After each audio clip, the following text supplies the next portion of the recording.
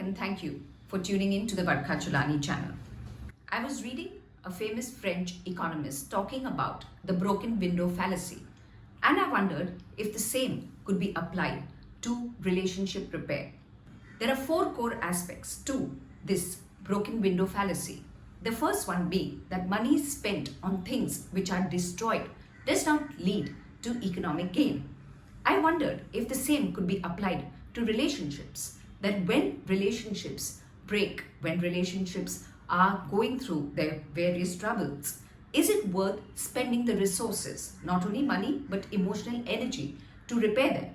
I do believe that there is gain in repair, but timing is everything. It is when couples seek therapy earlier in the day, when the relationship hasn't gone through too much of a wedge, when the taste of the relationship is not too salty, and where there is a possibility of communicating and building bridges. The second aspect of the broken window fallacy speaks about how negative ripple effects are faced when there is destruction. What are the negative ripple effects that happen when relationships break down, when partners get into strife and a battle? The most obvious one is relationships with the extended family, with common friends, and of course sometimes with children. Children's emotional health can be one of the biggest ripple effects that can take place if the two people are emotionally unable to see eye to eye and to come to some terms of common ground. The third aspect of the broken window fallacy is that repairing one facet of the economy can cause a destruction of the other.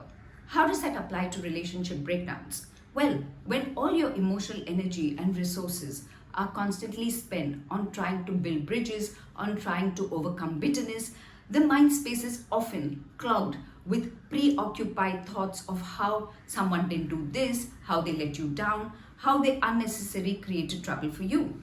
And since mind has limited space, all the other aspects that would suffer is your own mental health. Of course, the fact that you may not be able to focus and concentrate on the career that you have and be able to actually emphasize and build other relationships which can be more meaningful and supportive.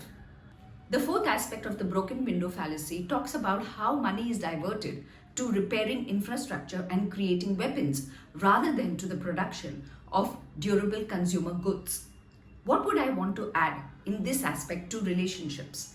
That if we can use our resources at our disposal, time, money, and energy, to understanding ourselves better, to checking the compatibility of the people that we want to cohabit with, and of course to see if the value systems and other aspects of temperament are pretty much similar and matched, there is a possibility that there won't need to seek any repair of any breakdown because there won't be a breakdown in the first place.